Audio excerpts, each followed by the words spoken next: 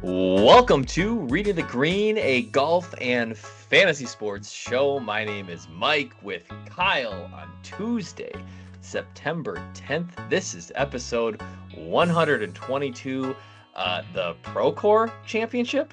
And then we'll just got a few other things to talk about. Kyle, welcome to fall golf. We're here for the Procore Championship. Talk some other nonsense, I'm sure. We'll be plenty. a little bit more consistent this fall, right?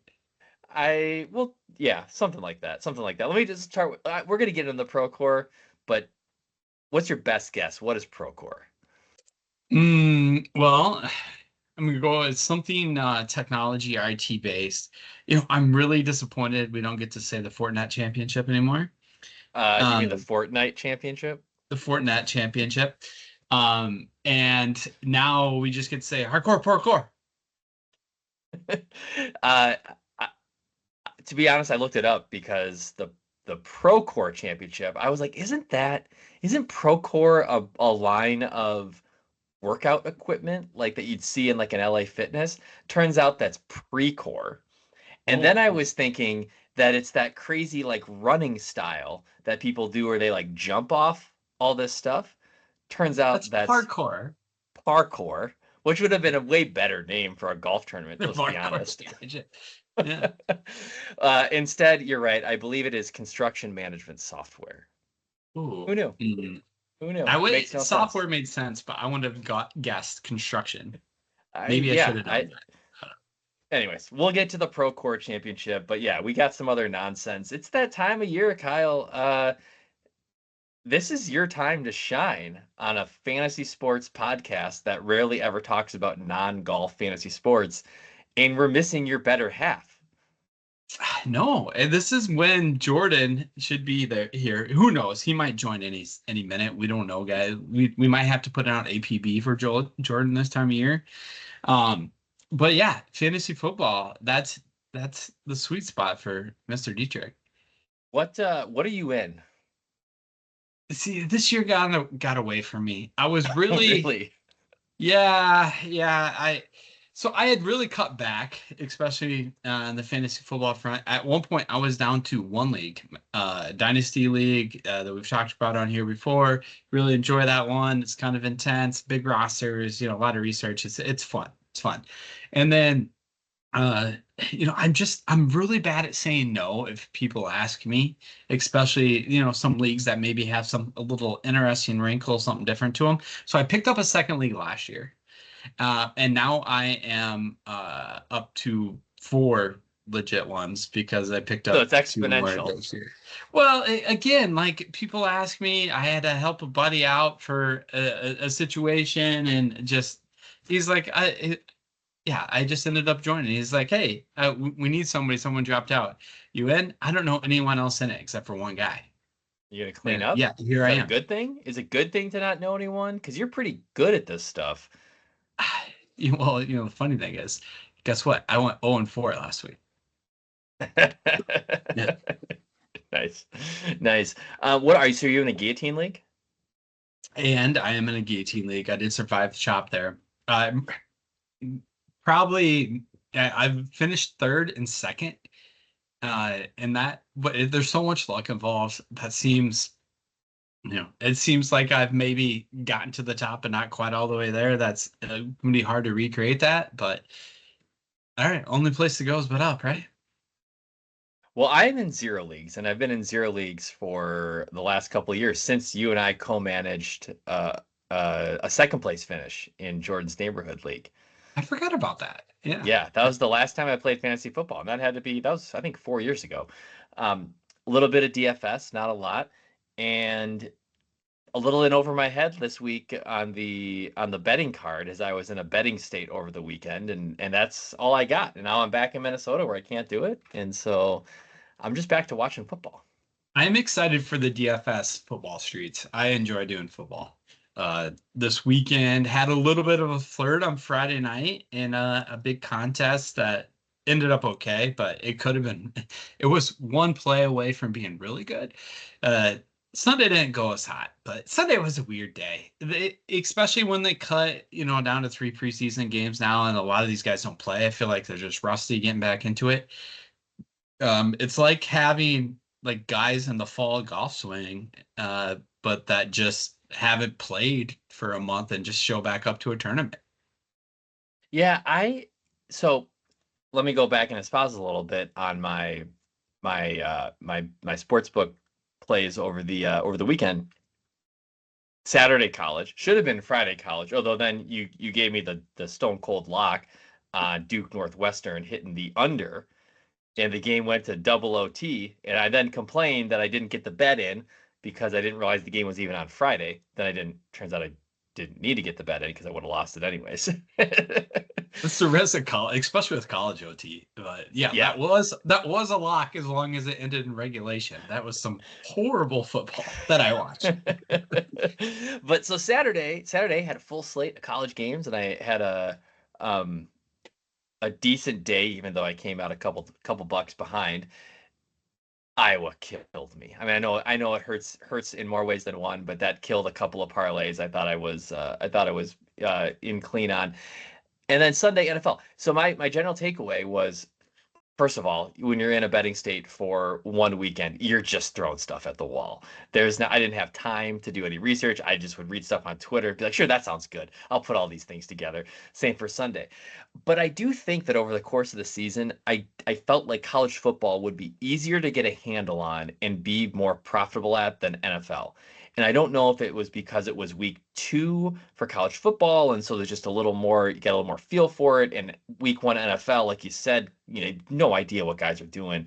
But my ability to put together even like 3 or 4 leg parlays against the spread felt like you had a better chance. In the NFL, it's just things just get sideways. So better day on Saturday than Sunday for me.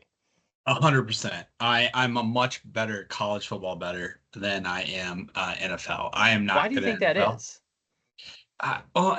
It's the margins are so razor thin. There's so much data that Vegas has about NFL teams, and there's only a finite number of them, right? Well, especially compared to college, you have so many different teams out there that I just think it's to the point that they can't possibly have or as Yeah. much data as maybe a super fan has about their favorite team, because you get there's not official injury reports. You get, message boards, whisperings of so and so saw so and so wasn't going to be able or play as much this week, and there's just easier ways to find some edges. And then every now and then you just get some really like wonky lines. And I'll even take it a step further. I really only am very super successful betting on the Big Ten and Big 12, which are the two conferences I watch the most, uh, as opposed to the other ones. Maybe I'll throw something in just because, hey, I'm watching the game. But if I'm actually like looking to have a good weekend when I'm in Iowa, for example, almost all my bets are Big 10, Big 12 related. Yeah, and I wonder if it's because like in the NFL games, they can be so affected by one player that if that player doesn't play, gets hurt, whatever, it seems to have a bigger effect on the game than in the college game. Maybe it's more system based, or these lopsided matchups aren't so dependent on one player. I don't know. But it did seem a little bit easier to read. I mean, for example, like you had a West Coast game, Boise State versus Oregon late on Saturday. And when the game started, the under dropped from 61.5 to 57.5, which I immediately jumped on. And I think I even had a promo for a live bet on that game anyways. And I immediately jumped on the over. I mean, never many of those West Coast games, especially in Boise State and Oregon offenses, like those games are going to be in the 30s at a minimum. And it creamed the over. I think there were 72 points scored in the game or something like that. So it just seems like some of that stuff just feels like misfires on the book standpoint. So, anyways, I guess it's all to say, if Minnesota had legalized sports betting, I would just immediately lose all my money because I'd just be throwing stuff at the wall all the time. Yeah, see, this is the downside about living in a non-betting state is when we are in betting states, you just go hog wild because it's like, Yeah. I'm only here for 2-3 days, throw all these bets in, because it's who knows when you're going to be able to be back, right? Yeah. Yeah. Yeah. No, I think I would say is if I lived in a betting state, I'd have a method as I do in DFS that I'd be playing against for the entire season. It would be, a little more tried and true. 100%. Yeah, 100%. We would practice bankroll management and all the things, all the experts talk about that, where it's just a novelty for us now, and it's only, 8 very times much a novelty. Yeah. Well, let me throw this out as sort of another big wagering event that's coming up in the state of Minnesota, and that's the RTG Invitational. And I don't know that we're going to pod again before this thing is hosted on September 29th. But let's break it down. I mean, this is it. This is the preview. This is the third year of the RTG Invitational, and there's a lot riding on it this year.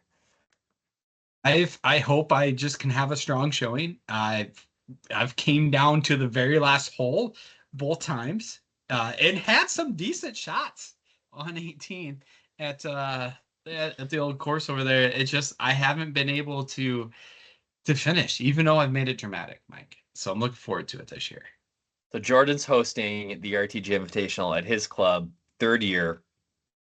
Both years, you and I have gone to a playoff. We're playing the whole thing, medal play, stroke play with handicaps. And at the end of the day, you and I are finishing shooting the same net score. I think 2 years ago required you making like a 10-footer for double after hitting a couple of chips across the green to go to a playoff and a chip off. And then last year, just an absurd par, 200 yards out, 2-putt from 50 feet to make on a really tough 18th hole. I got up and down from the putting green, just an absurd finish. So this year, we do have a little extra riding on it, not just bragging rights. I have a little bit of a surprise for the winner that you don't know about yet. But we also went in on a mystery box of swag head covers, in which we have decided to do a like snake draft pick out of the box. First place, second place, third place, second place, something like that. 5 head covers in this box. No idea what's in there. Yeah, I wasn't fully following what you and Jordan all were throwing out. I just said I was in. Yeah, so Swag was moving facilities, and they were just like, hey, we're going to sell these boxes at a discount, which by Swag terms means they're still kind of expensive, but we're going to just throw some head covers in there. And Jordan bought a personal one, and he definitely could be making some money on the 2 head covers that came in his box of unknowns. But yeah, I have it sitting at my feet here. It's 5 head covers in there. I haven't looked. All I did was fished out. Actually, I didn't even fish out the putting mat that I bought because I had to send that to me separately. But there's 5 head covers in there. There's something. I'm excited. I have a spot in my bag for one. That being said, I'm not the brand ambassador that you two are. So I think the likelihood of whatever I get making my bag is low. Put it this way, though, it could be $200 in your pocket. It could be. So we haven't talked yet about the handicaps going in, Mike. Well, I was going to ask, do you have it? Do you have it up? I have it up. Yeah, I would like to know. I'd like to kind of get some of the stats because someone's just creeping down, So right now, Mike, you're at a 1-3. Yeah, I had a good middle of the summer. I will say I opened the year at 2-6. I had a really good run of instruction from a golf professional in the Twin Cities that I highly recommend. Hit me up if you want to know about him. Immediately dropped down on between our golf trip during the U.S. Open and a couple rounds after that. It was like a stroke and a half off my handicap immediately. It's come up a little bit, couple of week rounds, but in general, I feel like the floor on my game has been lifted based on some of this work this year. Jordan is down to a 5-3. I think that's the lowest I've ever seen Jordan at. It is because like a month ago, he said he was 5-5, and he said that was his all-time low. All right, yeah, it is his. And again, it is his lowest. Our fourth that is playing with us that day is playing off an 8-2. Okay. Their low is a 7-1, so they haven't been on top of my game. And then I was at my all-time low at 21-7. But then I played and it went up to a 22 because I kind of sucked up last weekend.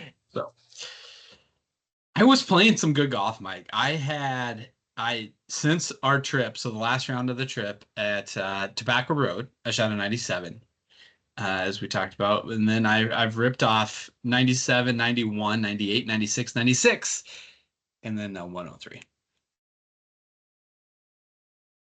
We will have a betting opportunity for our listeners to get in on some action. I have some prizes in the RTG closet that we will be able to dish out. My inside take here is this is what I'll offer the listeners. I'll offer to you, Kyle. Um, I played a round of golf. I played in a member guest on the 16th and 17th of August. I played an emergency 18 the following weekend that didn't play great. And that's it. I've hit balls once since then. I'll probably practice a couple more times. I think I'm going to go par three this weekend with at least a few of my kids for one of their birthdays. So I haven't played a lot. I'll have basically 0 rounds since mid-August. However, Jordan is squeezing in an 8-day trip to Germany at some point here between now and the RTG Invitational. He didn't seem fazed by it. Do you think that he is going to play good or play bad? It's Jordan. He strives at situations you would not expect him to be in. I feel more scared of Jordan coming off an airplane. If he was just rolling off the airplane to go play with us, that's when he would kill us, as opposed to whether he had just played 3 days in a row and this was coming out for his fourth day. You're exactly right. So I would say like money, I think it's gonna be tough for Jordan at 5-3, but Home otherwise money course. on Jordan. Home Yeah, home course, course. money on Home course. Jordan off a 8-day trip to Germany. I'm scared. And then we got the unknown. We got what Springman 34 coming in, one of the listener league players coming in to play with us. He's an unknown. I never play golf with him. I'm see, I was so happy about where my game was until the last round out. And just like some of those situations where you're hitting it really well, I felt like I could have scored better. Messed up some chips, yeah, left some, three putted a couple holes when you completely unnecessarily. Uh, but it was complete opposite last time I played. I chipped in, stuff like that, and still shot that score. That's how poor I was. Like I was off the tee, just spraying it, but hopefully it flushed out and one away. Listeners, I am going to get at least one round in before 118 in before the RTG. I'll let you know how that goes. But I'm looking forward to this. The weather here has been great. I mean, we played in stocking caps a few times, so I'm looking forward to this in a couple weeks. All right, Kyle. Give me one take to wrap up the PGA Tour season. Tour Championship was 2 weeks ago. I'm not going to run through the stuff from a DFS standpoint, but obviously Scotty Scheffler wins the FedEx Cup. Give me one take from the end of the season, any direction you want to go. kind of a boring one, but freaking you're Scotty, right? Not just from the money perspective, obviously just slayed it, killed it. Ted Scott, I think was what would have been sixth on the money list or something crazy. I forget the Yeah. exact number. But the rest just then you have the Tyreek stuff happen this weekend. It just Scotty, man, what a year. My wife asked me when we were out on our trip this weekend. She asked me. She goes, "So, did Scotty did he have a good year? Like, well, like what, like how good was it?" And I was like, "Well, a lot of people hate on Scotty because it's boring golf and he doesn't offer a lot of like star power. He's not doing commercials. He's not flashy on the golf course." I said, "I think most ways I've seen it sliced, third best season of all time. A bit behind like Tiger, probably 2000 and maybe like 2004, something like that. I've seen a couple different stats." And she's like, "Okay, so like this was an all-timer." And I'm like, "Yeah." I mean, he didn't he didn't really do anything wrong. He won $62 million. I know there's a lot of inflation there with the way professional golf has gone, but he only won enormous tournaments.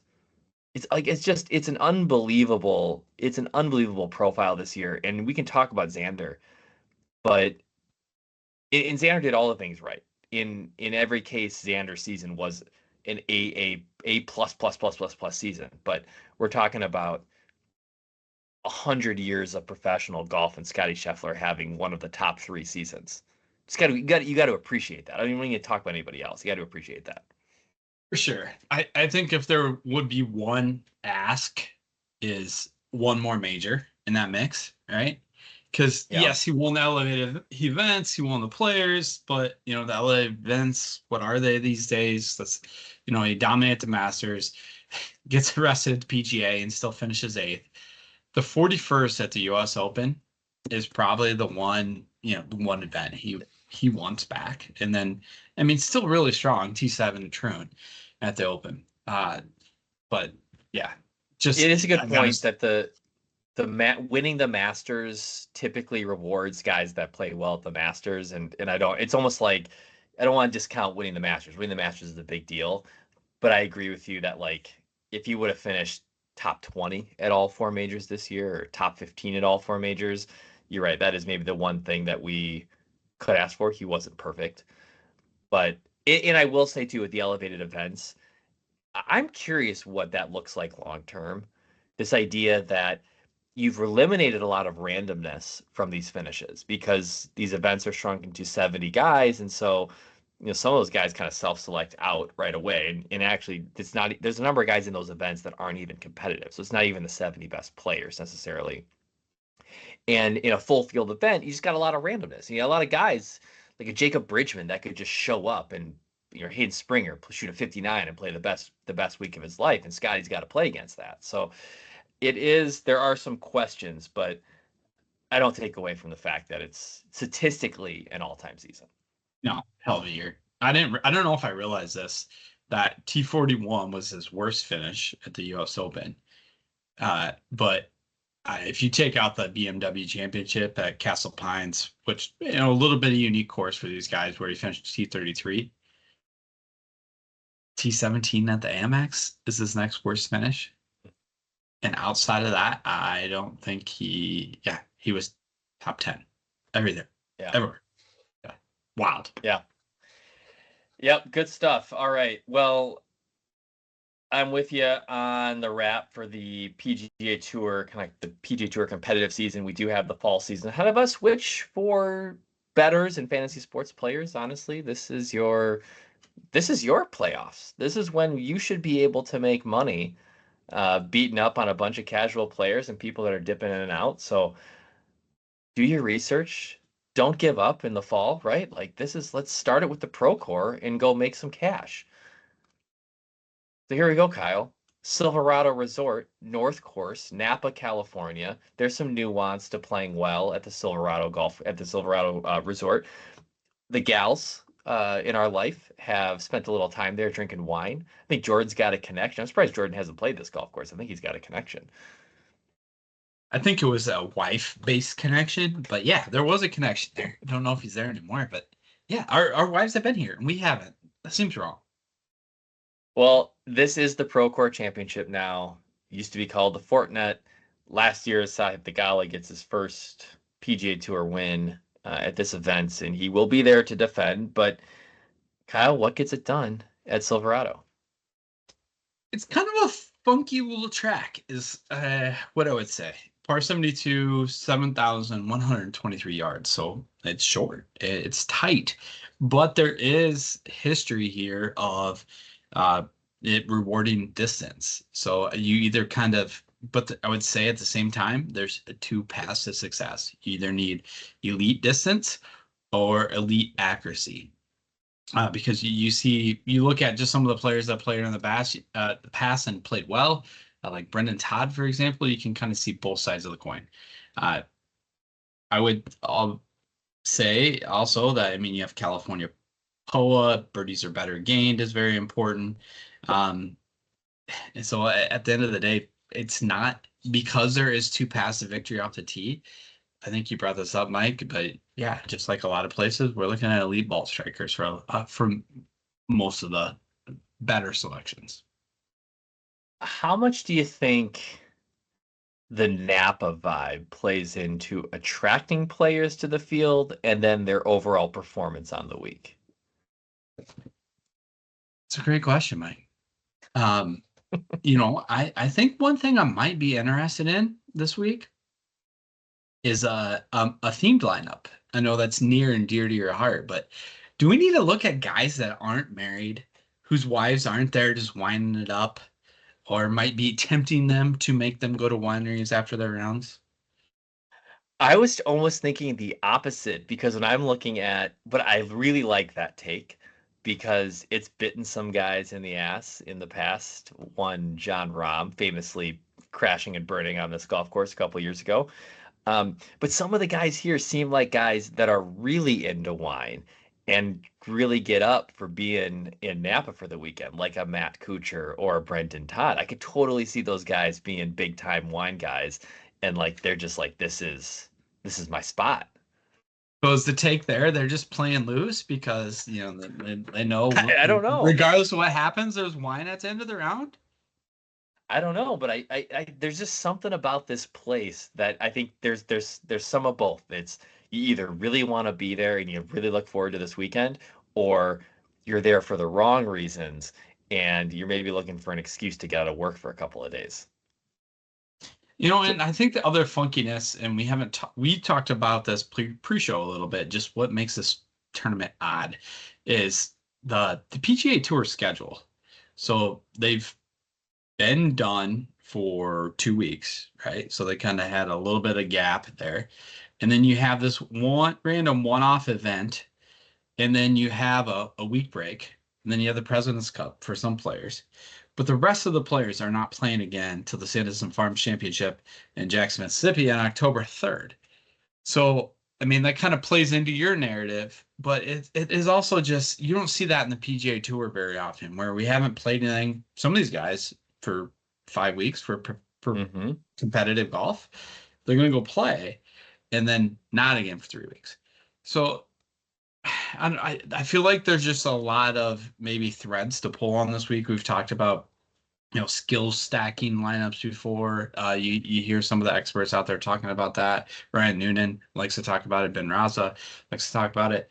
But maybe this week you pick a narrative and just go with it. Like the guy's not married, or like try to jam in as many President Cuppers as you can, thinking they're gonna be prepping for the coming up. By the way, there's 6 in the field. No, you can't play all 6 in one lineup. I've looked into that just in case. Makes sense. They're expensive.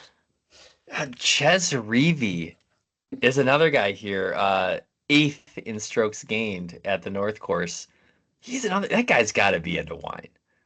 Telling See, you. yeah, or the Mike narrative. You just find guys that talk a lot about wine. So we've talked about Brendan Todd, T22, T9, 6 the last 3 times out. Sahith, he had good history here as well. T14, T47, T6 1. Max Homa has won here twice and finished T7 last year. Apparently, he's really into wine. Your boy Matt Kuchar, T36, T12, T7. So I think maybe the wine thread is something. Well, what does the RTG model say? RTG so far has one of those President's Cuppers at the top, as we talked about. Corey Connor's leading the way with 6 mentions. He's $9,800 this week, 54% on the mention share and 75 on EPI thus far. We will caveat all this with some people aren't fully on top of their game when it comes to handicapping DFS right now for golf. So we do expect a light contributor intake this week. Right behind them, we have at 45%, we have Eric Cole, Mac Meisner, and Matt Kuchar, 87, $8,000 and $7,900 respectively.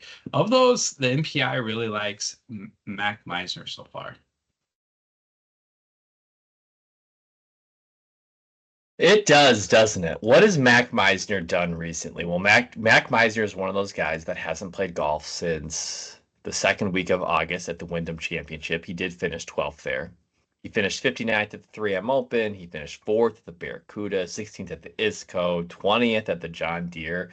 On quite a run, gaining really ball striking, excellent numbers ball striking off the tee on approach. So of course, we talk about that being really the tools that you need here at Silverado. And then it's just whether or not he's going to have a good week around the greens. He's kind of been all over the place. I'm just a little, I just don't know what to think about. There weren't that many opportunities to play. We don't have that many players that played through the FedEx Cup playoffs that are in this event. So you can't really read too much into the fact that Mac Meisner hasn't played a professional event in 5 weeks. So I'll get behind him this week. I'm fine with that. I was just gonna check a little bit to see where he's coming in from an ownership standpoint. 11% by Rick Rungood right now. I'm guessing that number is going to be up a little bit higher as he's at 8K. But I could buy into Mac Meisner finishing off his kind of first full PGA Tour season pretty strong, and then getting to go play in Napa. I see that continuing. I like that breakdown. A guy that isn't getting a ton of love yet, and I think we'll see him a little bit more out there tomorrow, is Luke Clanton. He's only at 9% mention share so far.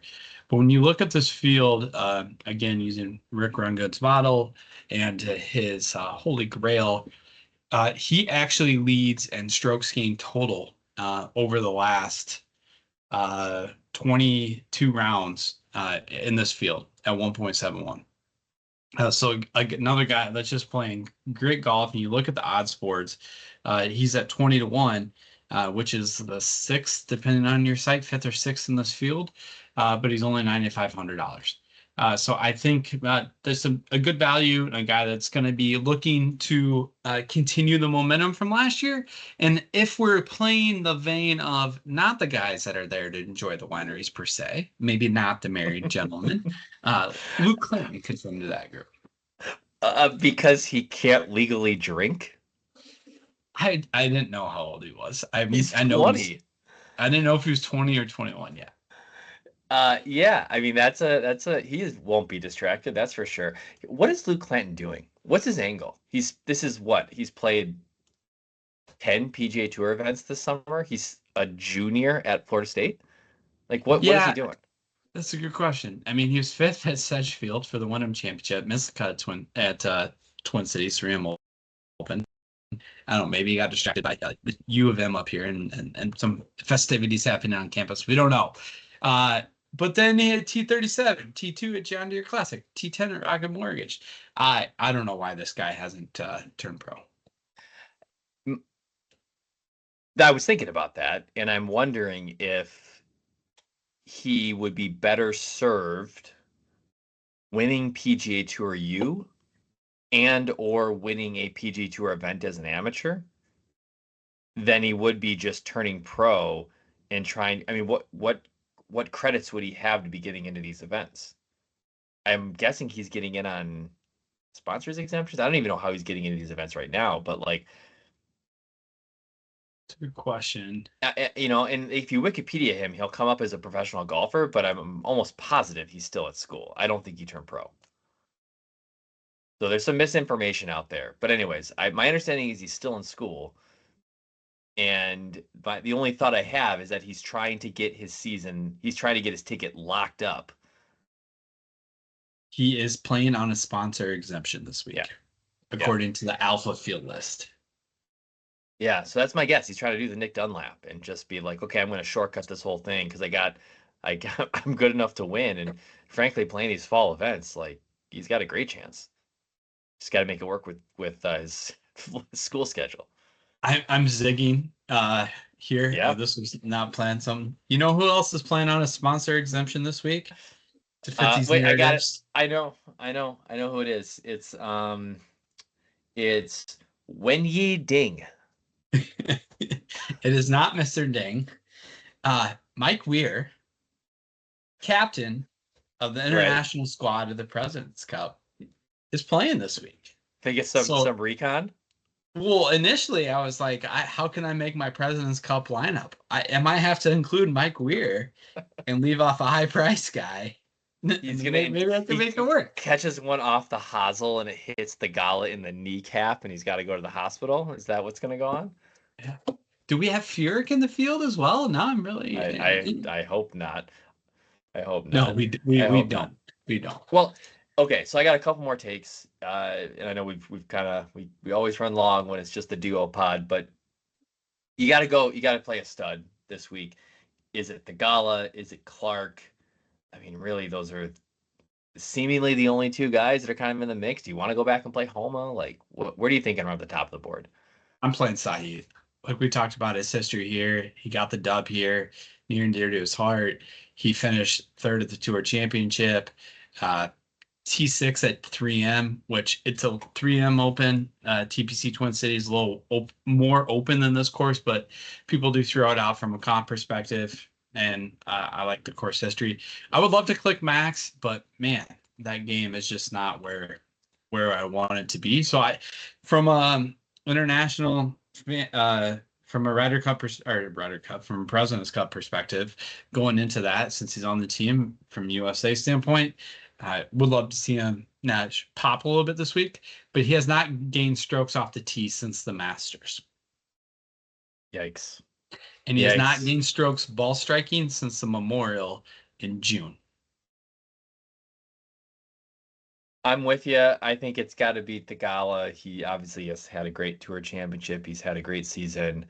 He's only 10-6. You don't even have to do a lot of work from a lineup construction standpoint to fit in the Gala. And if you want to drop down and take Connors too, or you want to go Clanton, or we've seen some love for McNeely, I think all those guys are in the mix. I don't know. I'm just gonna pull up old Windy C here. I feel like he's been sneaky. I mean, look at his last honestly, he missed the cut at the Open Championship, but 8th at the Tour Championship, 13th at the BMW, 7th at the FedEx, 14th at the Olympics, 10th at the Scottish Open, 9th at the Travelers. Some of those limited field events, but a lot of really good finishes. And there's kind of been this question because he had a bit of a lull during the middle of the season here after he had the second at the Arnold Palmer and the second at the Players Championship, missed a handful of cuts, kind of waiting for Windy C to be Windy C. I don't know. I mean, if I can get an ownership break on him, which I'm not sure I'm going to get between him and Thagala, I think it's just a coin flip on who he thinks is going to play better. And I'll go with the guy that won last year.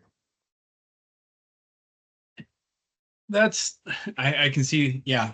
I think people will look at Windy C2, also part of that narrative of ramping up for the President's Cup. We're going to need to find some guys that are going to save some money this week. And I think that's where, the chances to really build out a strong lineup are going to come from. I'm interested in Ben Coles. I know it's a guy I've talked about a lot before. He's $7,200 this week, 19% in mention share. So it's starting to get a little bit of focus. And look at what Ben's been up to. He was cut at the Wyndham Championship, but before that, T24 3M, T46 at the Genesis, T20 at Rocket Mortgage. So some semblance of form there at $7,200 C20. I would gladly take that in my lineup. He's mostly strong on approach and stronger around the green. Doesn't lose a ton with the putter. So you're looking for him to put it all together that week, obviously, but at $7,200, you're going to have to take a little bit of risk. When I look at the other guys around him, there's just not a lot of comfortable clicks. You're talking at the Zach Blairs of the world, or Justin Suh, or Nate Lashley, who have the ability to pop. Don't get me wrong, but I just think there's a little bit of a higher floor to make a cut and hopefully get you a T20 with someone like Coles. I like another Ben this week. His name is Ben Silverman. Literally nothing in his stat profile that I think really applies to this golf course. He did have a pretty good run from his summer, basically from May to the Wyndham Championship, where he did miss the cut at the Wyndham, but he made 9 consecutive cuts. Generally, basically his strength is going to be on the greens, so maybe we get a pop putting week and he's going to gain 6 strokes on the greens this week and even everything else out. But his name is Ben Silverman, and we're playing at Silverado Resort. Come on, I'm good for the narrative lineups. There you go. There you go. One last Yep. thing I was gonna try to highlight for you here, Mike, is just from a course history perspective. If my computer would cooperate, and it's frozen at the minute, so never mind. Just continue. Well, I'm gonna give you five guys in my RTG lineup, and I need to pick the sixth. And I don't love where I'm being left salary wise, but let's go with I can't choose between Thagala and Clark, so I'm gonna take both, and then I'm just gonna get a bunch of leverage elsewhere. I'm gonna take my guy Ben Silverman. I'm gonna take my two wine drinkers, Matt Kuchar and Ches Reavie, and I'm left with $7,400. And that's kind of a weird spot. That low 7K is weird. I was thinking Jacob Bridgman. He's getting a bunch of love this week. I also think he's going to be pretty high owned.